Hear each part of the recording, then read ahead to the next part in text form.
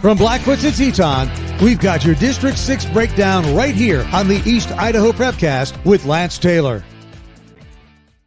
That's right. Another edition of the East Idaho Prepcast coming at you here on IdahoSports.com, breaking down everything in Districts 5 and 6 in the state of Idaho. Brandon Baney is always joined by Lance Taylor. Lance, we took a couple weeks off for spring break. You feeling good? You feeling recharged? I've got some recharge. I did get my voice back finally. Spent last week over at least Wednesday through Sunday over at the National Snowmobile Hill Climb Championships over in Jackson. That was a lot of fun, and got to watch that. And we were one of the sponsors for it, Pure Adrenaline. And I actually shouldn't say sponsors. We were one of the vendors in the show, but had a lot of fun. That's right. Pure Adrenaline Motorsports, the sponsor for the East Idaho Prepcast on IdahoSports.com. You can get hats, you can get sunglasses, you can get all sorts of riding gear as well. You know, you've got to be the only guy, Lance, that would spend part of his spring break in a winter climate. It was interesting because it was almost 60 degrees. In fact, it was mid 60s for part of it, but there's still quite a bit of snow on the mountain, and we were okay for that. My kids haven't been off for spring break yet. My kids they're not off till 2 weeks from now, but the rest of this week I'll be in Wyoming on business. So it'll be kind of cold weather. And then the following week after that, I'll be in Phoenix on business. So I'll catch some warm in that. I'll catch some warm. Yeah, you're going from one extreme to the other. I've got my cousin lives in Arizona, and my aunt and uncle live down there too. And they said it was, I think it was pushing 85, 90 the other day. So. Oh yeah. No doubt. All right. Well, as we get into spring sports season here on the East Idaho Prepcast, there's so much going on. There is golf, tennis, track and field, baseball, softball, plus football, basketball. That type of news also refuses to stay out of the spotlight. I just saw on social media yesterday that the Rigby High School football team got enough money raised to put in artificial turf at their field. And they wanted to reach out to fans and ask, do you want a traditional green turf or do you want the gray turf to represent Rigby? So that'll be interesting to see what they ultimately I would love to see the gray turf. I would love to see the gray turf, maybe with like maroon lines, of course your line's got to be a little lighter, but or like a maroon field with like light gray lines, that would actually look really cool. Yeah, you got to be careful with the red colors because like Eastern Washington, right? They have the red turf at their university, but then on TV it looks almost pink sometimes. It does, and there's no question. You watch the Smurf turf on TV when you're watching a Boise State game, and it's same at Eastern Washington, where it takes you a good quarter of the game, maybe half, to get your eyes adjusted to that. But no, I think maybe like a gray turf, maybe kind of like the size of the hoodie or the color of the hoodie that I'm wearing right now, maybe even a little lighter, and then have some white lines on it, things like that. Also the lines step out good. It would be it'd be kind of fun. Yeah, so that's going on in addition to all of the spring sports stuff. Needless to say, it is a very busy time of year. So what we're going to do each week is just kind of cherry pick a couple of topics and cover kind of the big stories that we thought happened in East Idaho over the past week. And if there is a story or an athlete or a team that you feel like isn't getting enough love, send me an email, Brandon@IdahoSports.com. And we would love to share the limelight with all of the great stuff that's going on. It's just really hard for the two of us to get to everything because there is so much going on. So I thought we would start with track and field this week, Lance, because for most teams, they've either done a small quadrangular, triangular, and then there's been a couple of big meets. But for the most part, really one or maybe two competitions. But already, East Idaho is very well represented on the statewide leaderboard and then at their individual classification levels as well. So I thought we could run through some of the early track and field standouts because there's already been some very impressive times put up for, March. So. Lance, are you a big track and field guy? I know your son runs cross country. Does he run track and field also? He runs track and field. Of course, track and field paid my way through college. It was part of how I got my way paid through college. And I've coached track and field now for 26 years. So right in the middle of coaching as well. So yeah, it's a great sport. And you were a high jumper, right, Lance? Correct. Yeah. Yeah. Okay. So I figured we'd start on the boys' side and go through these are statewide leaders, 5A all the way down to 1A. Doesn't matter what area you're in. These are the state best times and marks. And on the boys' side, from East Idaho, right away, representing Highland, the Highland Rams, Jacob Van Orden already has the state best time in the 800-meter run, Lance, a time of 1:56.29 seconds. At this point in the season, I think anything sub 2 is pretty darn good. It is pretty darn good, especially when you consider there's going to be a number of those people that are, 202 to 205, up around there. We will see some of the better girls down around, the 212 mark, usually 212, 215-ish, some of those. But getting under 2 minutes is very good this early in the season, particularly because the days are a little bit colder. It tends to be the best days tend to be that kind of mid to late April time, because those are the days where it's not too hot, not too cold, sub 2 minutes, very, very good 800 run. And Van Orden's a fantastic runner. Yeah, and that came at the Highland Quad Meet to open up the season. Bonneville, Hillcrest, Idaho Falls, and Preston were all there with Highland. So I guess that's not really a quad. That's more like a quint, but they call it a quad. So Jacob Van Orden, the best 800 time in the state so far. Another distance runner, and this won't surprise anybody, but Danny Simmons from Salmon, out of the gates already, the best 2-mile time, the 3,200-meter run.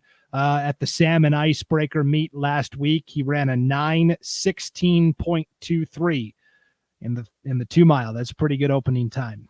Yeah, it is. And don't forget that kid's just a sophomore as well. I had a brother that ran last year. Is on an LDS mission now. But I see Simmons several times a year. He comes down to Sugar. He's good friends with my cousin, stays at their house. They run together. My cousin's another, one of those top runners in the state as well. And I shouldn't say my cousin, my nephew. And, but Simmons, he's going to set some state marks, some significant marks that'll be very tough to beat before his high school years are over. You can't miss him when you watch him run, because first of all, that orange color that Salmon uses stands out, but then he's got just a blonde mop of hair. Yeah, he does. He does. You can't miss him when he's out running, and it's going to be really exciting to watch him as the season goes along. Also from East Idaho, we've got a relay team already coming out with the best time. This is the sprint medley, the 800 medley. Sugar Salem has the best time here, Lance. They also set that at the Salmon Icebreaker last week. Yeah. 3 minutes, 52.59 seconds. Now, Lance, I'll admit, I'm from Montana originally. We don't have this event in Montana for high school track. So can you explain to me, and I'm sure our audience knows already, but can you explain to me how this sprint medley goes? Yeah, well, for the girls, it's 100, 100, 200, 400. That's the way it goes. For the guys, it's 100, 200, 400, 800. Okay. That's, pardon me, 200, 200, 400, 800. Sugar's up there on the teams. You will see Sugar up there at the top of a couple of those. Their teams will be tough to beat at state this year. They've been perennial state champions, boys and girls. They'll be tough to beat at state. However, you probably won't see a lot of individual state champions come out of Sugar this year. But team, they're going to be a very, very difficult team to beat in the state championships. But the medley relay, then once you get up to 4A, 5A, it's an 800 relay. So it's each group runs an 800, or each individual runs an 800. So the medley is ran 3A and below, the sprint medley. And then the 800 is ran, or the 4x8, I guess you'd call it, is ran at 4A, 5A. Gotcha. Okay, that makes sense. And so Montana, it's a little bit different for track and field. For example, in Montana, we have the javelin. You could throw the javelin in high school, which is not the case here. Yeah, you can't. And I mean, and it changes from state to state. For example, here in Idaho, we do the triple jump. You drop down to Utah, they don't do the triple jump. But they do. They do have the javelin. But we get some guys like Jackson Bear, who set a national record last year. In in the decathlon, coming out of Kimberly High School, probably the best. Well, I don't think probably, he's without a doubt the best track athlete to come out of Idaho this year, headed to Arkansas after an LDS mission on a full ride, decathlon scholarship. However, obviously one of the decathlon events is the javelin. We don't have that here in Idaho. So when he goes down and he does meets like in Utah, places like that, he has to get permission from the Idaho High School Activities Association in order to do that event. You have to have permission. You can't just go and do it. Very interesting. Okay. That's good to know, Lance. I wanted to single out the members of that Sugar Salem sprint medley relay team. Jarek Rammel, Cooper Buticofer, Cash Harris, Porter Holt. Those are all names you'll recognize from other sports, of course. And while we're on the subject, let's talk about it, because in 3A, it seems like the past several years on the boys' side, it's been Sugar Salem and it's been Kimberly fighting for team supremacy. And Sugar has had the numbers the past couple of years, but boy, Kimberly with Jackson Bear and his younger brother, Gatlin Bear, those two alone lead, I want to say like 7 or 8 individual events in the 3A ranks so far. Yeah, in fact, they'll in all realistics take home between the two of them at least 6 individual state championships. They might not be quite as high this year as a team. Like I say, Sugar is going to be really tough to beat as a team, but for individual state championships, Jackson should go home with 4 of his own, and Gatlin, I think for sure 2, possibly 3 or 4 of individual ones as well. Yeah, Gatlin right now has the best 1 and 200 time in the state of Idaho. Jackson doesn't have any state best times, but like I said, he does in the 400. And then, like I said, in the 3A ranks, Jackson also leads, like 3 or 4 other events also. So high jump, is always good. Any of those decathlon events, he's going to do very good in as well. He's a returning state champion from the high jump, individual high jump event as well. Of course, there's no decathlon in high school as far as at the local level, but because he does the decathlon on a national scale, you can max out at 4 events for the high schools for the non-decathlon stuff, but it's those decathlon events that he does really well in. Definitely. Let's move over to the field on the boys' side. And, about 10 days ago, a kid from Mountain View, Jackson Beck, set a new school record in the shot put. He threw it, 52 feet. And I was like, oh, man, that's got to be the best throw in the state. No. Tui Edwin, the great junior from Skyline at the Pokey Tri Meet to start, 53 feet, 6 inches. The gauntlet has been laid down by Tui Edwin in the shot put.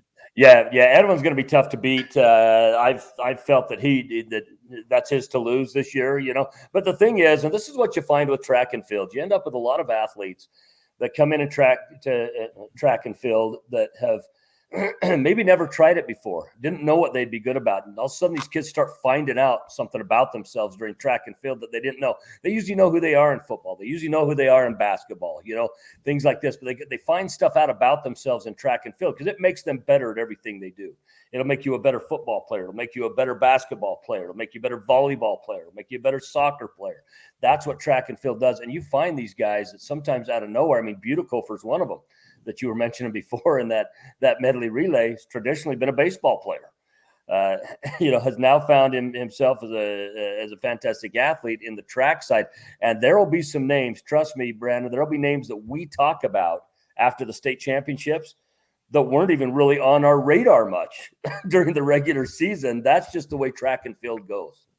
Yeah, and that's always fun to identify, who emerges from the middle of the pack to deliver a championship performance. Yeah. All of these individuals we're talking about, Lance, not only are these the best marks or times in the state, but they're all PRs as well, which is a personal record, which is always awesome to see as well. So also in the field events, and our last one from East Idaho on the boys' side is Cason Smith from Madison. You're a high jump guy here at a meet in Jerome. He already cleared 6 feet, 6 inches, which is incredible for, when it's this cold. Yep. Yeah. Very, very, very good jump this early in the season. And I think with a lot of the kids as they come through, the key is sometimes we'll see like really good, results early on in the season. And maybe if a coach or a group of coaches don't really know how to taper an athlete or stuff like that. Sometimes they'll be on their downslide during the state. Sometimes you'll see these kids get some good marks early in the season. A lot of coaches, if the marks are this good earlier in the season, sometimes coach will, they might beat the athletes up a little bit, make their training a little bit harder and stuff like that. Kind of maybe get those down a little bit so they can bring them up. You usually hold a peak phase physically for about 22 days for about three weeks there. And you want kids peaking at the right time. You definitely don't want kids to peak too early. Otherwise it can cost them, there's numerous times you'll see kids with fantastic results early in the season and then come state time, maybe struggle in those, but a lot of coaches out there kind of know now how to peak their kids at the right time. Something to mention about the Idaho track and field as well. And this, I don't know how it is in Montana. In Utah, it's a little different, but a state record can only be set at a state meet. In the state of Idaho. Like down in Utah, for example, they have numerous qualifying meets throughout the season. State records can be set during those meets. So it doesn't have to necessarily be set at a state finals, but in Idaho it does. So just something to keep in mind. Yeah, that's how it is in Montana as well, which I don't know. I've always struggled with that because on the one hand, boy, that's a very narrow window to get it right. But at the same time, you're just not able to verify, if there's a meet at Malad, compared to like the state meet where it's regulated by the IHSA. Is it kids that are running the pit? Is it? Yeah. Right. There's no question that there's some challenges like that. And that's why, for example, down in Utah, they can't just set at any meet. It has to be a qualifying meet because they will have officials at those particular meets. They're usually bigger invitationals, things like that. The one thing you hate to see, though, is, so let's just say for argument's sake that a state record was 7.2 in the high jump or something, and kid, boom, pops a 7.3, 7.4, and then they get to state and it's really windy, it's cold, it's wet, just not conducive to something like that, but yet he's had a jump that has exceeded whatever anybody's ever done, before. You might have stuff like that. And so there's always some give and take in it, but it is hard because you have a number of meets and you have a number of smaller meets where maybe they've gathered people from the community to come and help out, with different events and stuff like that. And so you would have to make it if you had qualifying ones during the season, because again, qualification is different in the state of Idaho as well, meaning you have to qualify out of your district track and field meet. You can't have the best 100 time during the regular season and all of a sudden take 4th or 5th or 6th and get an automatic bid into state, from your district. So you do have to qualify in your district. I think that's something that maybe Idaho might be looking at is possibly down the road, some qualifying meets too, because, sometimes kids hit things at different times. But again, you want those kids that are peaking at that right time too. If you get a kid that peaks early and qualifies but isn't doing very good at the end of the season, how do you justify that kid being in as well? So there are some give and takes. Yeah, in Montana, when I was in high school, it was the same way as Idaho. You had to win at your district or divisionals, really. Yeah. And then as I got out of high school, they adopted some qualifying standards. And if you hit that mark during the season, you automatically got to go in. So it'll be interesting to see how they balance that for sure. So again, on the boys' side, Jacob Van Orden of Highland in the 800, Danny Simmons of Salmon in the 3200, that Sugar Salem sprint medley relay team, Tui Edwin of Skyline in the shot put, and Cason Smith of Madison in the high jump, all state best marks or times right now. And on the girls' side, right away, she really burst onto the scene last year as a freshman, but Matea Mangum from Pocatello showed as a freshman last year that she was one of the best sprinters in the state, and already a 12:24 in the 100-meter dash at the Pokey Tri meet on March 17th. That's pretty awesome. Yeah, and I don't expect Matea to do anything except for just continue to get better throughout the season as well. She's a special athlete to watch. Very fast, and you know what, I would just tell people out there, if you have not been to a track and field meet, it's a riot. It's a lot of fun. Go and support these kids. We get used to seeing them in other uniforms, and in other sports venues, but this is where it's at its rawest. This is where it's at its most raw, right here. Track and field. There is no, teammate to necessarily give you an assist, to go across the finish line. You run a 100-yard dash. It is you, and it's all on you. And anyway, Mangum's going to be very, very good as the season moves on. And I want to say very early on last year as a freshman at some of those bigger meets, she was kind of competing in the JV or freshman division.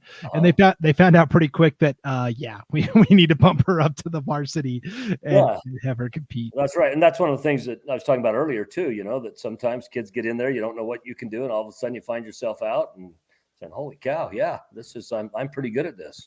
Pretty good.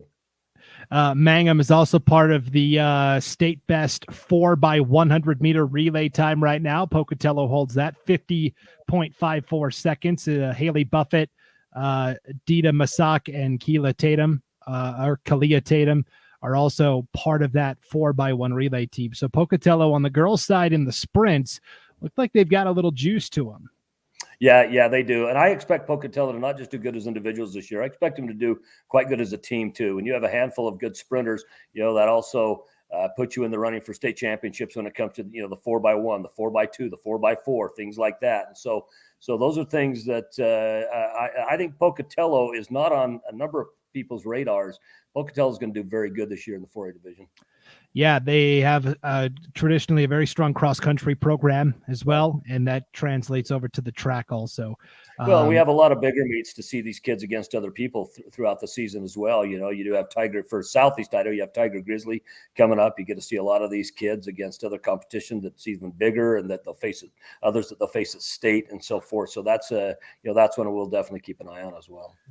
Yeah, for sure. And I know Rockland is hosting a meet at Idaho State University, actually, sometime in April as well, which is kind of an exciting deal that, they get to go to ISU and be on the college facility for that. That's going to be a lot of fun. More individuals on the girls' side. Lily Ortiz from Aberdeen, one of the best hurdlers in the state. She's got the best 100-meter hurdle time right now, 16:24. I expect her to be the favorite throughout the year in certainly the short hurdles, and we'll see in the long hurdles race. But what a cool deal what a cool deal for somebody from 2A Aberdeen to have the top short hurdles time. Yeah, and what's interesting with the hurdles, because you have the 100, 110 for the guys, 100 for the girls, and then for the distance hurdles, it's 300 hurdles for both the guys and the girls. Those don't always cross over either. It's interesting, like in the sprints, you get a lot of 100-meter runners that are 200-meter runners, but you don't necessarily have a lot that turn into 400-meter runners, And so oftentimes your 300-meter hurdlers is more of your 400 crowd, sometimes even your 800 crowd of kids that end up doing those. So it's interesting, the crossover on that. Sometimes kids do both on that, but very competitive, both of those, the 100s for the girls, 110s for the boys, and then of course the 300 for both the boys and girls. Yeah, and Lily does run the 300 as well. Yep. She's got a time that's pretty solid right now. So yeah, and she's one of those unique runners that actually does both of those. But it's just one of those that's interesting enough that they don't necessarily cross over, as much as what people as like the 100 and 200 would, things like that. Right, for sure. And then we've got a couple of relay teams as well. Just like on the boys' side, that sprint medley, Sugar Salem's got the best time. They set it at the Salmon Icebreaker, 1 minute 51.99 seconds. So as close to 152 as you can get. Isabel Tuttle, Addison Christensen, Ethne Hamblin, and Riley Klingler. Pretty awesome. Yeah, they are. And some of those are underclassmen. They will. Some of those will return next year as well. That's going to be a very good bunch. As well. And then Malad, the 4x800 meter relay. Malad has the best time in the state right now, 11 minutes, 2.6 seconds. They set that at a very early season meet, a tri-meet with Mountain Crest High School and Bear River High School from Utah and Malad. They all competed together. So yeah, and that's a great time for them. Now, one caveat to think about with that is not an offered event at the state championships. That's only 4A5A at the state championships, the 4x800. But because they were going against bigger schools down in Utah who do have that as part of their state championship group of events, Malad was able to do that and did a very good job, especially considering that we've already had 4A and 5A schools up here that have run that too. Yeah. Okay. That is a good distinction to keep in mind for sure. And again, early on in track, it's kind of like every other spring sport, Lance, where the teams in East Idaho got to go other places, right? They're going over to the Boise area, or they're going down to Utah to get that competition in. But we will, as we turn to April, start to get some of those big signature events like you talked about. Tiger Grizz, Highland always has a big meet they host. And so I'm really excited to see some track and field in East Idaho. It's going to be a lot of fun. It's going to be fun. Yep. All right. Well, that was our track and field discussion. We'll have plenty to talk about on next week's edition of the East Idaho Prepcast. I mean, baseball and softball, and we got to talk about Madison tennis at some point, because man, the Bobcats are rolling right now in tennis. Maybe we'll talk about that. Indoor facility. I mean, it's nice. It's nice. Yeah, they definitely got it going on. There's no doubt about that. So thank you for tuning in to the East Idaho Prepcast on IdahoSports.com, brought to you by Pure Adrenaline Motorsports, your source for pulse-pounding adrenaline sports apparel and accessories that ensure you have what you need to unleash your inner beast. For Lance Taylor, I'm Brandon Baney. We'll see you next time on IdahoSports.com.